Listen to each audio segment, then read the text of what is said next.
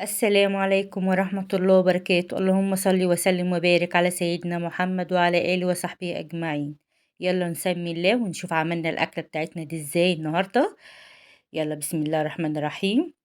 هنا أنا جبت الكبة وحطيت فيها بصلتين كبار وطماطم وفلفل أخضر وفلفل أسمر وسبع بهارات وزعتر وشطة.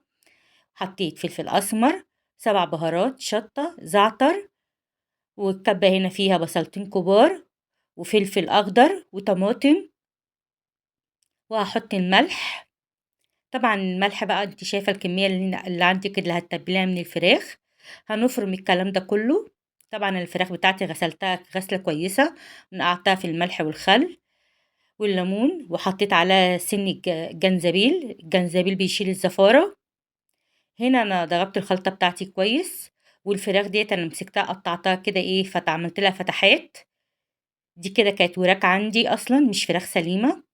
عملت كده في الفتحات في الفراخ وبتبلها تتبيلة كويسة. وبعدين كده هسيبها ساعتين 3 ويستحسن تكون تبيتيها من بالليل في التلاجة. هسيبها كده في التلاجة واعصر عليها ليمون واحط كده معلقتين خل عليها. اخليها في التلاجة كده لمدة ساعتين، بعد كده ايه هشويها ايه في الفرن. هنا بقى مقادير الكفتة بتاعتي: نص كيلو من اللحمة المفرومة، بصل أخضر، فلفل أخضر. هنا معايا ربع كيلو من الفول الصويا، غسلته نقعته كويس وصفيته، و7 بهارات وفلفل أسمر وملح. يبقى هاقول تاني: بصل وفلفل أخضر، نُص لحمة مفرومة، ربع من الفول الصويا، وفلفل أسمر، وال7 بهارات. هاحط كل المكونات دي على بعضها وأسمّغها كده ببعضيها دعكة كويسة.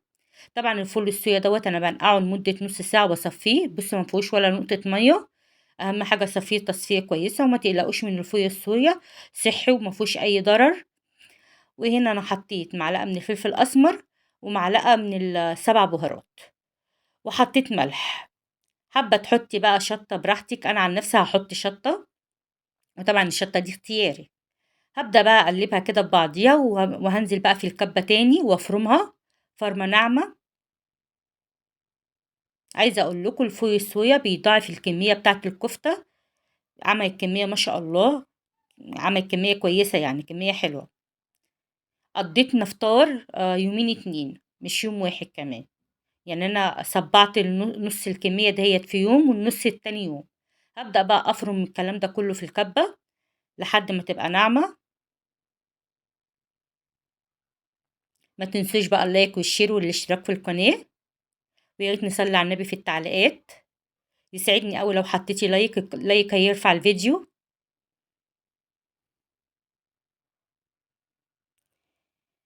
لا إله إلا أنت سبحانك إن كنت من الظالمين.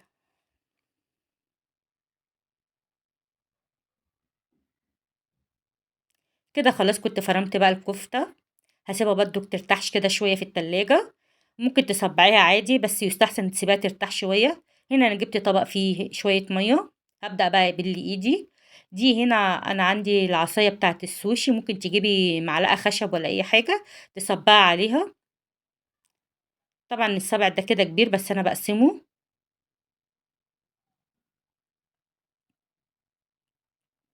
هنا أنا هاشوي الكفتة عندي في الفرن. هي والفراخ هاحطها في الرف في النُص في الفرن، وهادّيها إيه، شاوية. حابة تسوي يعني تخلّيها تاخد نُص سِوَى كده على النار فوق في البوتاجاز من فوق، بعد كده تدخّليها تحت الشواية تمام. لو أنتِ يعني مستعجلة عليها. هابدأ بقى أصبّعها بالطريقة دهيّة. عايزة أقول لكم أنا ادّيت للفراخ تسوية على النار لمدة كده 10 دقايق وأنا مغطياها بالفويل، وبعد كده دخّلتها إيه، في الفرن. كمّلت تسويتها في الفرن.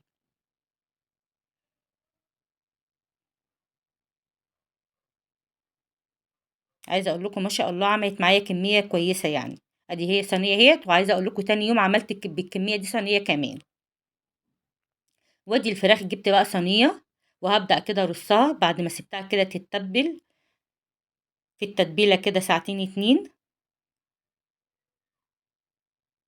عايزة أقول لكم أنا طلّعتها كده على الساعة 16:30 وقُلت أحطها إيه، في الفرن على ما ييجي ميعاد الفطار.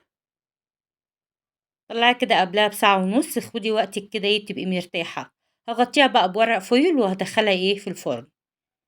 هنا بقى انا هعمل الرز. جبت بصلاية كبيرة، مش كبيرة قوي يعني متوسطة، على معلقتين من الزيت، وهبدأ كده ادبلها شوية. انا مش عايزة احمرها. وهنزل كده بمكعب مرق الدجاج، واحط كده معلقة كركم كبيرة ورشة قرفة. عايزة تحطي عود قرفة تمام مفيش مشكلة، بس انا ما عنديش عيدان، كان عندي قرفة بودر فحطيت رشة قرفة. هفضل كده اديها تقليبة كده، انا مش هحمرها. وورقتين من الورق اللورا، وعايزة تحط حبهان حطي، يستحسن برضك تحط حبهان، بس انا عندي ولادي تمليهم حظهم يقع الحبهان تحت بقهم فبتبقى ليلة سودة بالنسبة لنا. طبعا انا غاسلة الرز ونقعاه. الرز البسمتي لازم يتنقع على الاقل نص ساعة. اديها بقى تشويحة كده وانزل بالملح عليها. ببقى محضرة المية السخنة. الرز لازم يتسقي مية سخنة عشان ما يعجنش مننا. عايزة اقول لكم اكلة سهلة، وعملت جنبها طحينة، وكان جنبها بقى مخلل فلفل وزيتون. ادي كده خلاص شوحتها، هنزل بقى بالمية السخنة، واول ما تتشرب هوطي عليها. وكده كانت خلاص الاكلة بتاعتنا خلصت. ما خدتش وقت معانا خالص، واكلة خفيفة.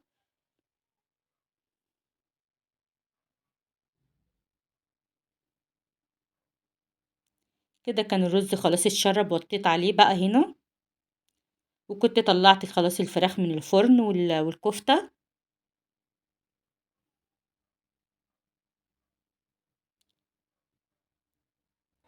وبكده تكون خلاص الأكلة خلصت. أتمنى تكون الوصفة عجبتكم، واستنوني في وصفة جديدة، واشوف وشكم على ألف خير.